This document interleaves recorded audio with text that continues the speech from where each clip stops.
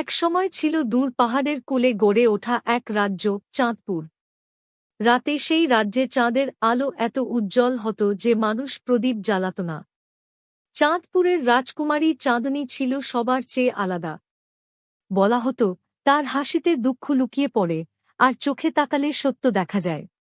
একদিন রাজ্যে নেমে এলো ভয়ঙ্কর অভিশাপ, নদীর জল শুকিয়ে গেল, ফসল মরে যেতে লাগল।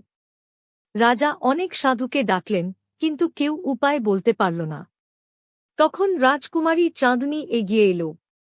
সে জানত পাহাড়ের ওপারে আছে এক জাদু হরিণ, যার চোখের জলে মরুভূমিও সবুজ হয়।